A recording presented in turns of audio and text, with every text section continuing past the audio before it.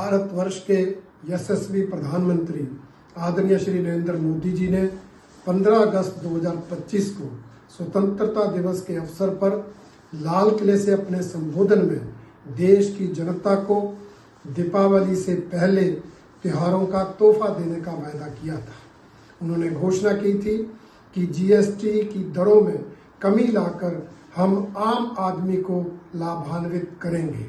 उन्हीं की घोषणा के अनुरूप 20 दिन के अंदर ही हमारी केंद्रीय वित्त मंत्री श्रीमती निर्मला सीतारमण जी की अध्यक्षता में हुई जीएसटी काउंसिल की मीटिंग में उन जीएसटी सुधारों को अंतिम रूप दिया गया, जिसके अंतर्गत जो 4 स्लैब जीएसटी के अंतर्गत थे 5%, 12%, 18% और 28%, उनमें से 2 स्लैब 12% और 28% के स्लैब समाप्त कर दिए गए।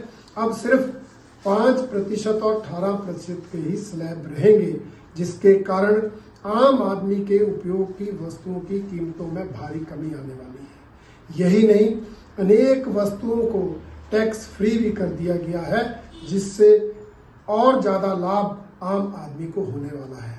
उदाहरण के तौर पर अगर हम देखें तो दूध और दूध से होने वाले उत्पाद, चाहे वो दही है, चाहे वो मिठाइयाँ हैं, उन पर जीएसटी नहीं लगेगी, कोई कर नहीं लगेगा।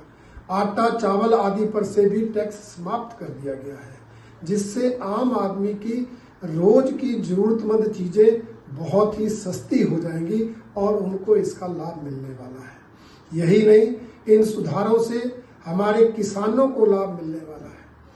किसानों के उपकरण, चाहे पावर ट्रिलर हैं, चाहे ट्रैक्टर हैं, चाहे अन्य उपकरण हैं, उनमें भी जीएसटी की दरों में भारी कमी आई है। यही नहीं, घरेलू हमारी जो वाहन है, चाहे वो स्कूटी है, स्कूटर है, बाइक है, कारें हैं, उनमें भी जीएसटी की दरों में भारी कमी की गई है, उनकी कीमतें भी कम होने वाली हैं। और स्वास्थ्य बीमा और जीवन बीमा के प्रीमियम को जीएसटी से बाहर रखकर कोई उस पर कर नहीं लगेगा, ऐसी घोषणा करके तो इस केंद्र सरकार ने देश के हर नागरिक को लाभ पहुंचाया है। यही नहीं, इसके अलावा भी इस सुधारों से देश के व्यापारी वर्ग को लाभ होने वाला है, छोटे उद्योगपतियों को लाभ होने वाला है।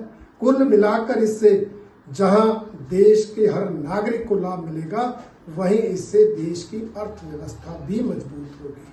ऐसे सुधार करने के लिए भारतीय जनता पार्टी आदरणीय प्रधानमंत्री श्री नरेंद्र मोदी जी और केंद्रीय वित्त मंत्री श्रीमती निर्मला सीतारमण जी का बहुत बहुत धन्यवाद करती है, उनको बहुत बहुत बधाई देती है। परंतु इस मौके पर मैं कांग्रेस पार्टी के दोहरे चरित्र का भी वर्णन करना चाहता हूँ। जीएसटी काउंसिल की मीटिंग में तो उनके जो कांग्रेस शासित राज्यों के वित्त मंत्री हैं वो समर्थन करते हैं, परंतु बैठक के बाहर राहुल गांधी जी इन सुधारों का विरोध करते हैं और उसके बाद उनके नेता हर प्रदेश में विरोध करने लगते हैं।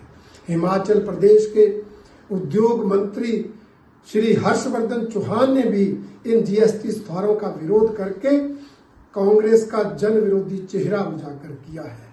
उनका कहना कि इससे हिमाचल प्रदेश के राजस्व को नुकसान होगा। वो ये नहीं जानते कि इससे हिमाचल का हर नागरिक लाभान्वित होगा, उन हर आदमी को उसका लाभ मिलने वाला है, क्योंकि कांग्रेस की सरकार ने अपने समय में कोई जनहित का निर्णय नहीं लिया, अनेक जन विरोधी निर्णय लेकर प्रदेश के हर नागरिक पर आर्थिक बोझ डालने का काम किया। इसलिए वो इस जनहित के निर्णय को पचा ही नहीं पा रहे हैं। और मैं उनसे ये कहना चाहता हूँ, वो अगर हिमाचल प्रदेश के राजस्व को बढ़ाना चाहते हैं तो भाई हिमाचल प्रदेश में इन्वेस्टमेंट लाएं, निवेश को बढ़ावा दें, हिमाचल प्रदेश में उद्योग लाएं, उससे राजस्व भी बढ़ेगा, उससे युवाओं को रोजगार भी मिलेगा, उससे प्रत्यक्ष अप्रत्यक्ष रूप से करों से भी हिमाचल प्रदेश को लाभ होगा। इसलिए जो करने का काम है उसको करें, इस तरह बेवजह आलोचना करके जनता के बीच हास्य का पात्र न बने।